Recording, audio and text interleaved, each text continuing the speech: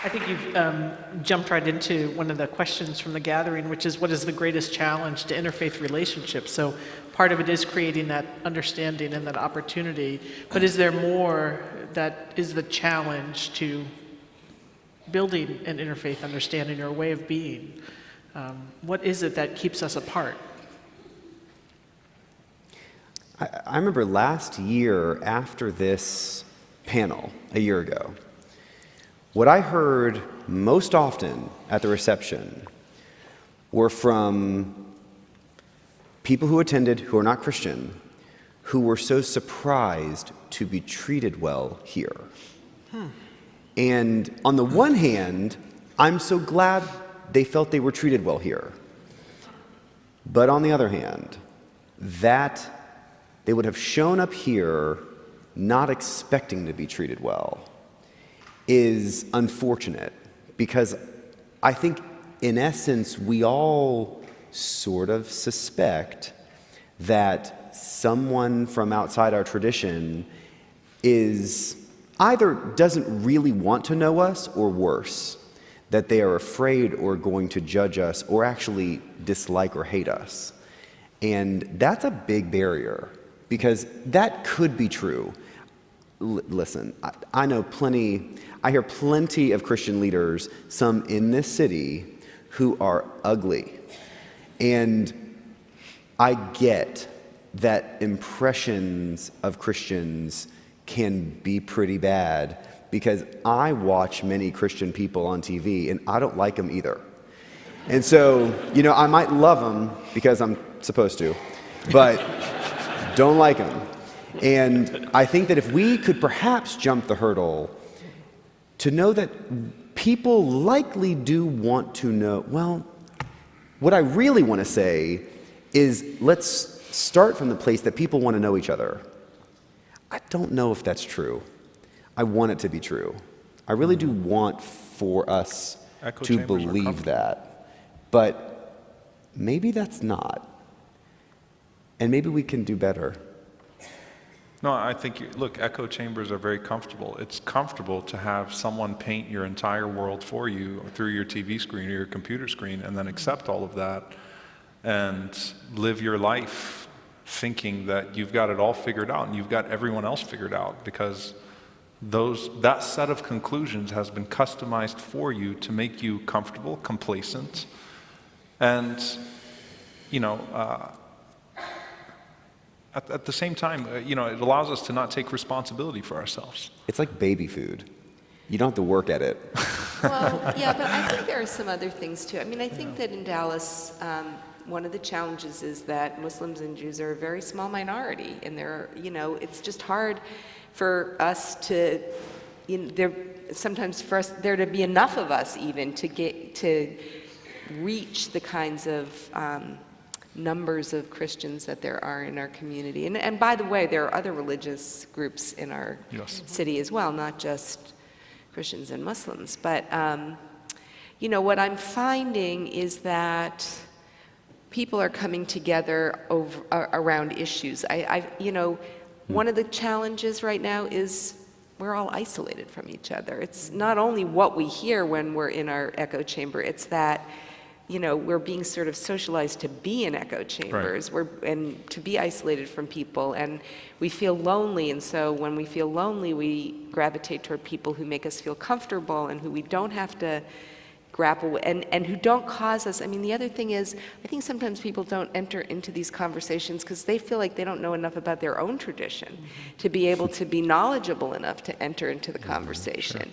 And I think that's a big barrier that that we face. So, I think part of it is just starting with asking as many questions about our own faith and what it means to us and what it calls us to do, as asking other people about it. First we have to start with, with our own, reckoning with ourselves and being brave enough to ask those questions and take the time, to do it. That's good. I think, look, getting to know someone who you've been taught to believe is inherently out to get you. It takes a lot of courage on your part. one of the things that these groups are doing, that these media outlets are doing, that in our politics is happening, is that you are being, you said socialized, to think that you can't trust anyone's niceness because there's an agenda at play. So if someone acts different from what we told you they're supposed to act like, which is utter barbarians, then that means that's because they want to take over and subject you to their barbarity, but they're just playing it low-key right now. That's the same. Wasn't that used against the Japanese? Wasn't that used against the Jews in America? Wasn't that used against Catholics?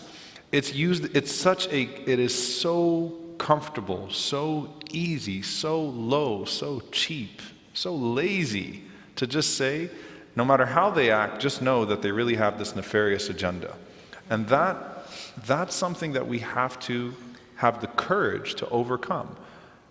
It takes a lot of vulnerability to talk to someone and to admit that you don't know anything about them, and to be courageous enough. Because, you mentioned we have to know about our own faith traditions, and that's, I think what it is that sometimes there's an insecurity. If we mingle too much, we might lose ourselves. If we talk too much to other people, then what's going to happen to our core identity? I'm not sure I can enter into a conversation. That means that you have an insecurity. And so it takes being secure with yourself to be able to truly sit and appreciate the other. And when it comes to interfaith, I'll say this, I've been a part of a lot of interfaith dialogues, as I'm sure we all have. And we are grateful that you are. Thank you. And one of the things that can happen, it can remain at the level of dialogue. And it can become very, we call it kumbaya, where it's just, let's all hold hands, sing kumbaya, we're all the same. Let's not talk about our differences. Let's not mention the differences, because we're not going to be able to deal with those. It might get awkward, it might get uncomfortable.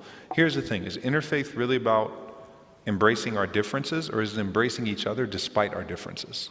And I think that's the nuance that we have to have when we come to these places. And not just embrace each other despite those differences, but then show how my being a Christian, my being a Jew, my being a Hindu, my being a Buddhist, and then of course in my case, my being a Muslim, makes this place better, makes our world better. How we can actually form coalitions around uplifting causes that we can agree are a part of who we are, rooted in our scripture, rooted in our being.